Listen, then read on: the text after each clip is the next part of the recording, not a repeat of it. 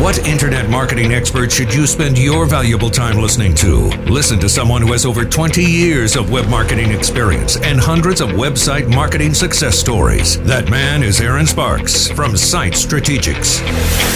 And this is Edge of the Web Radio. Truly, this is Edge of the Web Radio, and it's not Comic-Con commentary.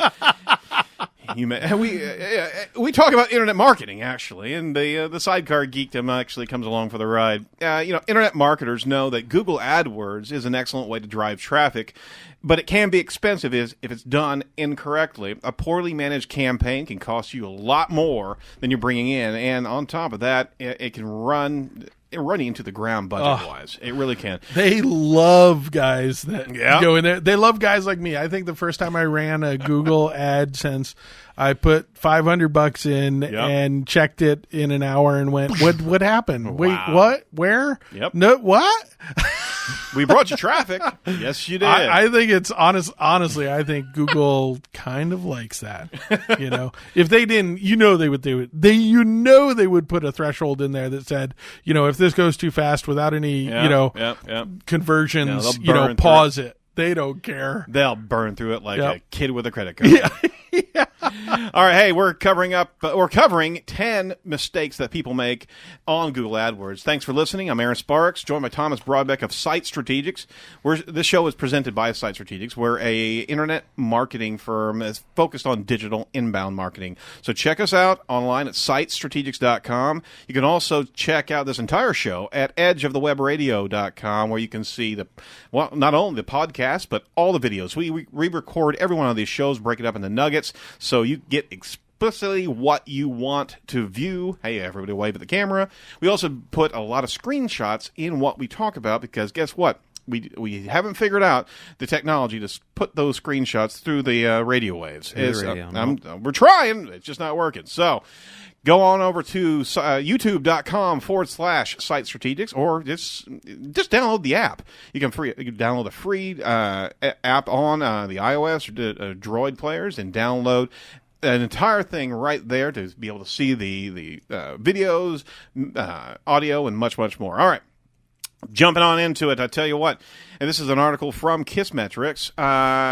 Leon Kirshnaya. Boy, I got some names here today, don't I? Yeah.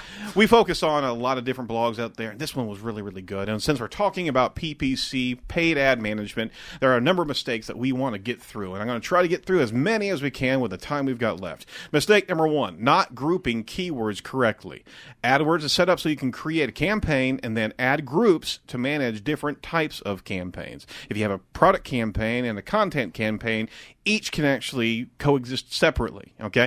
Not using ad groups is one of the biggest mistakes people make. Instead of segmenting their ads into groups based around similar types of keywords, they lump them all in together. Well, guess what? You're not going to have really good differentiating ads in comparison to somebody else who has an ad campaign that's well segmented. The problem with the approach is that your ad's not going to match the keywords searched upon. If you have so many different keywords, Google doesn't know which ad to actually deliver for that keyword. So if you've got groups and groups and groups of ads all put into one big vat, you're going to have one ad that really comes to the top, and it's not going to be effective for click-through rates or conversion. Apple does just this very thing in their paid campaigns. They've got a MacBook Pro ad group. They've got an iPad Mini ad group, and they're delivering it specifically to audiences that are looking for that. So easy enough to put into place.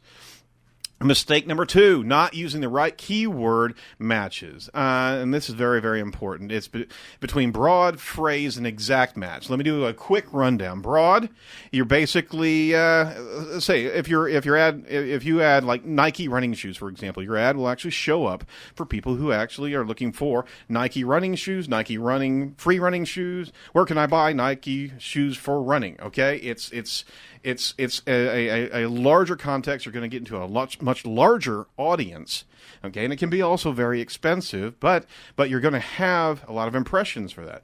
A phrase match means the keyword phrase needs to show up in that search as a complete phrase in order to use it. So, using the same example, Nike running shoes as a phrase match, you're going to be able to match a where can I buy Nike running shoes or Nike running shoes the term itself, okay? You're narrowing your focus, but guess what? You're dealing with a heck of a lot more qualified audience going in. That last match type is the exact match, and it needs to be the exact string of characters to be able to narrow it down to the explicit ad that you want to deliver to that. So where can I buy Nike running shoes? You have that phrase or that exact match, and then you have an ad that says where can you buy Nike running shoes. It's that narrowly focused. All right. It's also highly qualified. Mistake number 3, not using negative keywords like we talked about, not filtering trash that you're getting as you're picking up traffic coming in. I say that with all due respect, people are typing in searches that have no bearing on what you're trying to advertise for. You need to filter that continually groom that campaign so you're getting to the appropriate audiences. Another mistake is not bidding on your own brand. A lot of people make the mistake of not bidding on their own brand. They assume that since they're already ranking for their brand, right, they don't need to advertise it. Now, that's one way to look at it. Another way is to realize that if you're not advertising for your brand, other companies will. I guarantee you. They'll use your brand name for an ad group and target your visitors. So if you're ranking, right, in the top organic, you better believe you should also get in that space above you. Especially if you're a big brand. Absolutely. In many cases, it makes a lot of sense to bid the highest for your own brand because people who are searching for your company are most likely to convert. And on top of that, if people don't have 50%, like we talked about earlier, don't know the difference between paid and organic, they're going for the top result. Your ad, your brand should be right there.